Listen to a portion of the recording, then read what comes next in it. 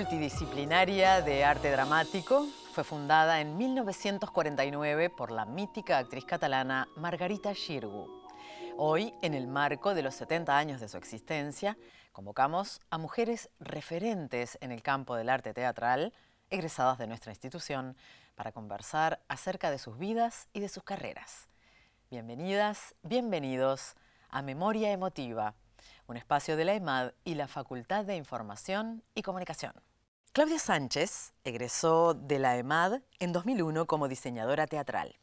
Participó en más de 150 espectáculos como diseñadora, incluyendo todos los grandes elencos de teatro independiente y del elenco oficial, además de carnaval, cine, montaje de exposiciones, conciertos de música en vivo, danza contemporánea, ópera y ballet. Realizó casi 200 funciones en Europa, América y Asia, con distintos espectáculos nacionales y extranjeros, en la mayoría de los casos siendo la directora técnica de los mismos y participando en 8 temporadas con espectáculos uruguayos en la República Argentina. Fue jurado del Premio Molière, que promueve la Embajada de Francia, de los Fondos Concursables para la Cultura y FEFCA. Recibió en 2012 el Premio Florencio por la iluminación de Harper, espectáculo de la Comedia Nacional, además de contar con 11 nominaciones anteriores, y recibió los premios Teatro del Mundo de la UBA e Iris de Plata con Gatomaquia. Diseñó la iluminación de las 9 producciones del Ballet Nacional del Sodre y para la Compañía Nacional de Danza de México en el Teatro de Bellas Artes en el DF. Bienvenida, Claudia. Muchas gracias por estar acá. Muchísimas gracias. ¿Cómo llegó el teatro a tu vida? Sí, bueno, es de esas cosas un poco extrañas de la vida, porque en realidad nadie de mi familia tenía ningún vínculo con el teatro. Y una como circunstancia de mi vida hizo que me aproximara a Carnaval, a la murga Diablos Verdes. Y la puesta en escena de esa murga la hacía Hugo Bardallo. ¿Te acordás en qué año fue eso? 93, me acuerdo tal cual. Y entonces, que yo en ese momento era bastante chiquita, Hugo me pidió si yo me animaba a ayudarlo con el guión de Los Seguidores en el Teatro de Verano. Yo tenía 18 años, yo qué sé, no sé, algo así. Y nada, yo estaba al lado de los seguidoristas. Alguien que me conoce ahora se va a acordar de esa experiencia, que sería seguidorista en ese momento. Y nada, y lo hice. Y ¿Qué no... es seguidorista? Perdón. Seguidorista, está bueno explicar eso. Cuando vas a ver los espectáculos, o sea, en el Teatro de Verano básicamente siempre, en espectáculos de danza y de ópera también mucho, hay unos seres humanos que están atrás de un artefacto pasando un poco de calor, y ese artefacto es un artefacto de iluminación que sigue a los bailarines, los cantantes o lo que sea por el escenario y hace que tengan como una luz constante y remarcarlos como en el espacio, digamos. Y eso en Carnaval es muy típico, ¿no? Te das cuenta mucho más fácilmente cuando bajan a la platea y ves la nubecita alrededor. Y bueno, eso. Entonces había alguien, yo estaba ahí diciéndole, oh, entra tal por la derecha, agárralo, no sé cuánto, como ese tipo de cosas. Que es una situación bastante estresante porque es su concurso, ¿no? O sea, y bueno, nada, en realidad colaboré con él. Esa fue mi primera aproximación a la iluminación, por decirlo de alguna forma. Y fue él el que me sugirió entrar a la EMAD, Hugo Bardallo. Y nada, y entonces di prueba de ingreso y ahí entré, y en realidad mi experiencia, o sea, llegar a la EMAD fue sin ninguna experiencia en teatro, más que espectadora. Y llegué a esa carrera solo porque él me dijo eso. O sea, no sé. Y de lo que aprendiste en la EMAD, ¿qué es lo que recordás y que utilizás hasta el día de hoy en tus puestas, en tus trabajos? Es una linda pregunta. En realidad hay algo que... En realidad es muy básico, pero en realidad en la EMAD yo aprendí a amar el teatro. O sea, eso es lo que me pasó. Entonces, o sea, es la mayor enseñanza que puedo llegar a tener. Yo tenía como docentes que que querían mucho lo que hacían y en realidad era una época de la EMAD donde el conocimiento técnico era bastante relativo, también era otra época del teatro, o sea, el equipamiento en teatro era totalmente distinto y eso condiciona mucho lo que nosotros hacemos. Entonces, esas personas, creo que esos docentes, lo que más me enseñaron es amar el teatro. Y ese amar también tiene que ver con, como amar siempre, tiene que ver con a veces odiar, a veces enojarse y también mirarte viviendo esos procesos y nada. Para mí es, o sea, yo no puedo hablar de conocimiento técnico porque en estos rubros, en estas profesiones, la tecnología cambia constantemente y no hay nada que en realidad te puedan enseñar y lo puedas técnicamente aplicar el resto de tu vida. Pero amar el teatro seguro que es eso, indudable. ¿Qué docentes recordás en particular? Así, ¿qué nombres de docentes te vienen a la cabeza cuando decís aprendí a amar el teatro? Que mi escuela era muy rara porque en mi escuela yo tenía un docente 4 años por cada uno de los rubros. O sea, tenía Osvaldo Reino, 4 años, Carlos Torres, 4 años, Elisa Flo, 4 años, y me estoy olvidando a alguien, Iván Correa, que era nuestro docente de utilería. O sea, mis docentes nos cambiaban año a año. Entonces, eran como mi familia. Imagínate que vos tenés 4 años a la misma persona que ves los martes de mañana y los jueves. Es como... Es una parte de la EMAD que generaba otras cosas, pero que a su vez también es muy limitante, porque todos nosotros somos estéticamente muy hijos de nuestros docentes. No tenías una gran variedad de estéticas, por decirlo de alguna forma. Entonces, nada, mis docentes son esos, o sea, los más fuertes de los que nunca me voy a olvidar. Más allá de que, por ejemplo, esa generación de docentes son las primeras personas que en realidad tuvieron esa profesión en nuestro país. Osvaldo Reino es nuestro primer escenógrafo. Alguien se va a ofender por lo que digo porque hay algunos anteriores, pero Carlos Torres es el primer iluminador. No había un iluminador, o sea, no había un lugar en un programa donde alguien dijera iluminación con concepto de diseño. Entonces, nada, para mí son personas que marcaron muchísimo mi carrera. Claro. ¿Y cuáles son tus herramientas, ya yéndonos más a lo técnico, hoy en día, para encarar nuevos proyectos? Para empezar, para el encare, ¿de dónde arrancás? Es que eso depende muchísimo de los procesos y de los equipos humanos y de las direcciones con las que estés trabajando, como un actor. O sea, es un poco extraño, pero en realidad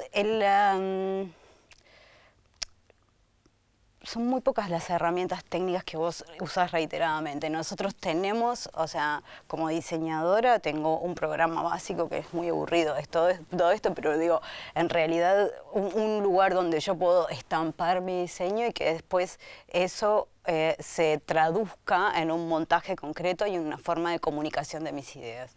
Eso es técnico. Ahora,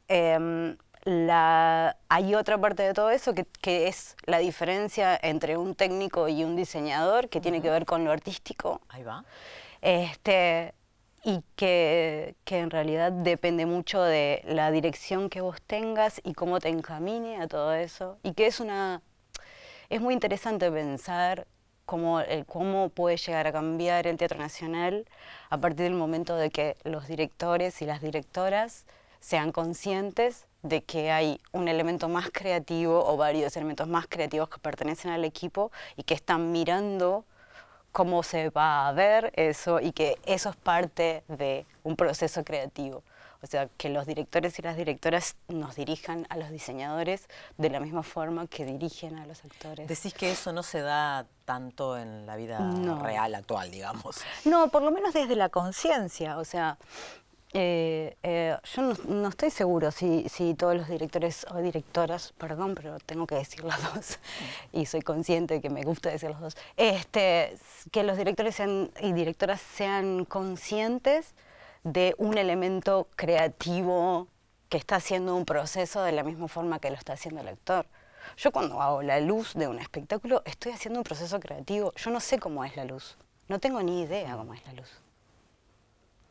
Y entonces aprender o ser consciente y acompañar ese proceso, hay veces que no es tan fácil de que alguien que dirige pueda identificar.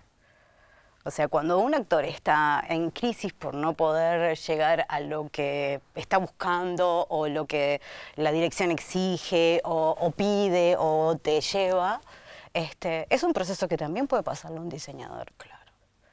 Entonces, hay veces que las resoluciones están primando encima, están como por encima del proceso creativo del otro. Hay que descubrir, o sea, somos artistas, o sea, estamos creando. Y es verdad que, ¿sabés que ahora que traes el tema, yo como actriz, muchas veces siento que con los compañeros técnicos, como que no vamos al mismo ritmo quizás a veces, no tenemos por qué ir al mismo ritmo, pero a veces los actores, me animo a ser atrevida y a hablar en nombre de otras actrices y actores, sentimos como que a último momento los compañeros, a pesar de que ellos están trabajando en su lugar, como que esa amalgama no existe desde el principio. Y capaz que eso es una cosa que los directores tendrían que articular. Dirección. Claro, Sí, claro. pero recién me lo estás haciendo pensar vos. Seguramente. O sea, la realidad es que hay muchas formas de llegar al diseño. Hay mucha gente que trabaja de otra forma. Yo no estoy diciendo que todo el mundo trabaje como yo, ni que yo sepa cómo se trabaja.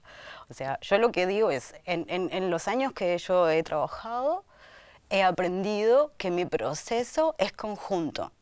No es separado. Yo no puedo llegar cuando la puesta está armada. Yo no lo puedo hacer. O sea, y me parece genial que alguien lo pueda hacer. A mí no me importa cómo trabaja el otro. Yo sé que yo no me siento bien haciendo eso. Entonces, en realidad es eso. A mí, o sea, el teatro es un proceso conjunto. Y a mí me interesa ese proceso conjunto. Yo no quiero ser el que llega o la que llega a resolver la puntual del monólogo. O sea, a mí no me interesa eso. O sea, no es para eso que yo hago teatro. Me viene a la imágenes del equipo de Gatomaquia. Me viene la obra Gatomaquia, donde cualquiera que de afuera vea imágenes o escuche cuentos o se da cuenta que el trabajo fue así de esta manera que vos le planteás. No sé por qué me vino a la idea. Pero es que mira, por ejemplo, Gatomaquia, Héctor Manuel Vidal, que fue el director, me leyó en mi casa el texto por primera vez, ¿entendés? Antes de tener elenco. Entonces, en realidad, mi proceso con él fue de trabajar todos los días con mi director. Claro. Los chiquilines también, o sea, éramos un equipo súper fuerte. Pero para mí la forma es conjunta, no, yo no soy maga. Claudia, como freelancer, ¿cómo manejas la ansiedad de esperar la convocatoria siguiente o cómo generás vos para no tener que estar esperando convocatorias externas, digamos, a vos misma? Sí, la verdad es que yo hace 10 años casi, 10 años, hace que soy freelancer, que no tengo mi ingreso fijo, que no tengo mi trabajo fijo. Y eso es una decisión un poco más filosófica que económica. Pero eso tiene su precio. Eso tiene el precio de que en realidad yo no sé cómo voy a pagar la luz el mes siguiente. Entonces, ese precio yo estoy dispuesta a pagarlo para poder tener la libertad de elegir y hacer las cosas que realmente tengo ganas de hacer. Pero también eso ha hecho que yo empezara a generar cosas que me interesarían hacer. pero no por lo económico, porque en realidad ninguno de nosotros está ganando plata suficiente para vivir de eso. Entonces, el ser freelancer es tener como el atrevimiento de no saber si llegas a fin de mes. Pero eso no es un problema, porque a veces que artísticamente eso te puede desafiar desde otros lugares. Claro.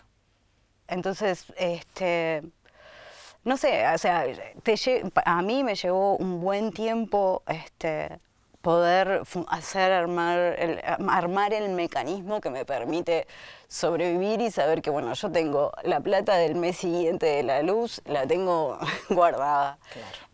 Entonces tengo que resolver un poco más adelante, que es la famosa bicicleta que te permite que el Estado te pague 200 meses después y todo ese tipo de cosas. Entonces, nada, es una decisión, para mí es filosófico, es una decisión artística en el fondo. Claro, claro, claro. ¿Y cómo es para un diseñador generar, cómo, en la práctica, cómo se genera? Porque supongo que es muy diferente a cómo genera proyectos un director o hasta cómo genera proyectos un actor. Es súper interesante esta pregunta, me gusta mucho. Es raro, porque tenés que cambiar de rol. A ver, no hay más vuelta, tenés que empezar a producir. O a dirigir. O sea, tenés que cambiar de rol. Es muy difícil generar desde el diseño. O sea, creo que se podría. Nunca lo pensé desde ese lugar. Capaz que en realidad lo he hecho generando ideas, tirando ideas. Y si haces esta obra y lo dirige tal y yo qué sé, y actúa tal. Lo que hago es empezar a generar una forma, o sea, nuestra profesión me lleva, la mía de diseñadora, me lleva a siempre esperar el impulso de otra persona para poder responder a ese impulso. Claro. Y eso es una condición que está buenísima en realidad en un punto, porque te pone en un lugar, te ubica el ego en un lugar interesante. O lo resistís o no lo resistís, pero te ubica el ego en un lugar interesante. Yo no puedo disputar con los directores sus ideas. Yo tengo que ver cómo sumo a eso y cómo transformo eso en algo interesante. Entonces eso te puede hacer que te quedes como en un lugar súper contenido de espera de reacción de los demás y de ideas de los demás, o puede hacer que en cierto momento puedas pensar, bueno, ok, dale, ¿por qué no produzco? ¿Y por qué no dirijo? ¿Y por qué no genero yo? Pero desde el diseño no podés generar, o sea, solo. O sea, no, bueno, sí, podés transformarte en alguna forma de performance o artista plástico o desde otro lugar. Pero sí, solamente podés cambiar. Claro, pero y hay que atreverse a hacerlo. Interesante esto que decís, que nunca me hubiera imaginado. Claro, le tenés que sumar un rol a lo que vos ya haces para generar proyectos normalmente. Y sí, teatro es eso. Sí, teatro es eso. A menos que quieras romperlo, pero en realidad puedes mezclar en los roles. Podrías diseñar y dirigir o diseñar y producir. Claro, claro. ¿Por qué no? Claudia, nos acompañan estudiantes de la EMAD y van a hacerte un par de preguntas. Dale, perfecto. Hola. Hola Claudia, ¿cómo Hola. estás? Mi nombre es Renata y quería preguntarte ¿quiénes fueron tus referentes? Podría responderte como en dos partes, capaz. Yo los acabo de nombrar, ¿no? O sea, mis docentes son Carlos Torres, Osvaldo Reina, bueno, ya los nombré antes. Y en ese momento, cuando yo empecé a trabajar o a diseñar, éramos bastante poquitos en el medio y nuestra profesión era bastante como acotada. Pero si puedo encontrar a alguien así como fuerte de referente, es alguien que en realidad no conozco y que vi su trabajo un par de veces, que es una iluminadora inglesa que se llama Polly Constable, y que en realidad es referente porque me gusta lo que hace estéticamente, pero además porque en realidad de yoruba atrevida le escribí un mail y ella me contestó, ¿entendés? Y me invitó a un montaje de una ópera que hacía en una ciudad y la verdad es que para mí eso es un referente de un artista, no sé, ¿entendés? Alguien que tiene como la capacidad de dar, ¿entendés? Es un gran referente, no solamente estético, pero también como artista, digamos. Claro. Y ahora me da la curiosidad, Dale. ¿qué diferencia hay entre teatro y ópera? Vos que has trabajado tanto en las dos cosas. Ay, es muy distinto. Sí, ¿no? Es muy distinto. Es muy distinto por estética. Son pocas las óperas. Pasa parecido con el ballet. O sea, primero, bueno, dimensiones de espectáculo que, bueno, estamos hablando de otras cosas, ¿no? Estamos hablando de tamaños de escenarios gigantes, de cantidad de gente en escena gigante, y por ende todo se multiplica en función de eso.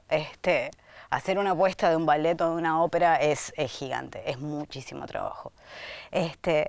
Pero a su vez los procesos son muy distintos y tus objetivos son bastante distintos, porque muchas veces vos en el ballet clásico, que en realidad es lo que más he hecho, también he hecho ópera, hay todo un concepto preestablecido de qué es lo que vos tenés que hacer.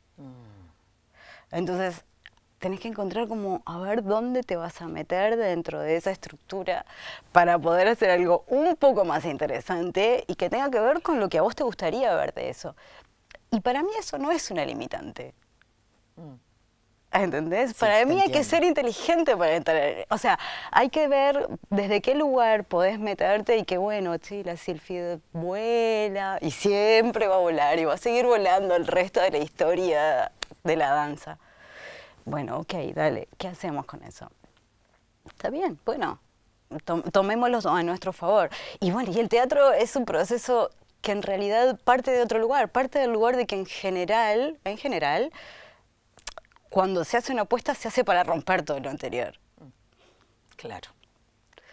Entonces, bueno, a vos ya te están pidiendo a priori que empieces a hacer algo que rompa la apuesta anterior del 54, ¿no? Claro. Entonces, claro. son dos puntos. En dimensión y artísticamente son dos lugares bastante distintos, muy distintos. Claro. Pero que a su vez se alimentan y se enriquecen, porque la dimensión de espectáculo que vos podés hacer en la ópera y el ballet no lo vas a poder hacer nunca en teatro, o menos, por lo menos en este país, yo qué sé. Claro, tal cual. Pero a su vez la calidez y el refinamiento del trabajo del teatro difícilmente lo puedes hacer en Claro. la ópera y el ballet. Claro, claro. Vamos a la otra pregunta del público. Hola Claudia, mi nombre Hola. es Eva y quería preguntarte sobre cómo fue tu proceso en siendo una de las primeras en hacer camino en este rubro que es mayoritariamente de hombres. En realidad, yo llegué a la conclusión de que no se dieron cuenta de que yo estaba llegando. De que cuando quisieron acordar yo estaba ahí. O sea, yo en mi generación de la EMAD, que éramos 5, solamente éramos 5 en la carrera de diseño y éramos 5 mujeres. Entonces no había muchas opciones. O sea, ¿quién va a poner la luz? Y una de nosotras lo va a tener que hacer, ¿no? O sea, no había... Y no era consciente tampoco, porque en realidad cuando vos tenés un grupo dividido entre hombres y mujeres, hay cosas más allá de que toda la gente pueda intentar no dividir por género. Hay cosas que ya tenemos integradas y que no es inevitable que eso pase, ¿tá? Pero en nuestro grupo no había ninguna división por género. Las 5 hacíamos todos y todo tiene que estar resuelto. Entonces nunca fui consciente de que mi profesión no era una profesión de mujeres. Nunca lo fui. Claro. Entonces, en algún punto eso me permitió crecer, empezar a desarrollarme, y cuando en realidad me di cuenta de eso, ya estaba dentro. Claro. Ahí empecé a trabajar como otro tipo de cosas, que tampoco son fáciles. Pero en realidad es eso, o sea, el sistema no es perfecto. Entonces hay lugarcitos donde podemos irnos como metiendo y de repente estamos ahí.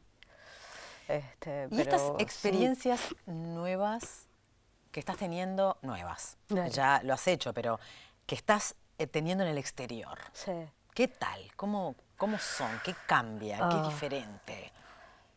Es muy diferente porque en realidad nosotros tenemos un medio muy chiquito. Yo hace casi 20 años que egresé. No va a ser todavía, pero estoy casi. Que empecé a trabajar seguro. Entonces, en este medio yo conozco a todo el mundo. Y todo el mundo sabe qué es lo que yo hago. Y sabe que si me llama es porque sabe que mi estética puede andar cerca o mi forma de trabajo puede andar cerca de lo que la gente está buscando. Pero cuando vos estás afuera, vos sos nadie y vos sos nada. O sea, sos nada para lo bueno y para lo malo. O sea, no hay nadie que esté esperando nada, pero a su vez tenés que demostrar que sos hasta capaz de poder hacerlo. Entonces te pone en un lugar de no confort que a mí me parece súper saludable. Entonces, nada, ahora yo estuve como un tiempo trabajando en España en una producción puntual y sí, estar ahí con un grupo de actores que vos no sabés quiénes son, porque yo no sé quiénes son. Puedo decir, bueno, sí, este es famoso, este es de la tele, o este no tengo ni idea quién es, pero no sé qué es lo que se dice de esa persona, qué es lo que, ¿entendés? Claro. Con un director que no tenés ni idea si es bueno, si es malo, si, ¿entendés? Si tenés ganas de trabajar con él, ¿entendés? O sea, salís de los lugares donde Montevideo te pone a veces, y lamentablemente no es Uruguay, pero Montevideo te pone, que te dejan como re calentito y cómodo y tenés que salir a ganar tu lugar y el respeto por tu trabajo. Claro. Sin pegarle a nadie, sin ir imponiendo cosas. O sea, desarrollando creativamente cosas, ideas. Muchas gracias, muchas gracias, Claudia, Gracias a por haber ustedes. estado con nosotros. Te agradecemos con este aplauso. Ay, viene con aplauso y todo. Muchas gracias a todos.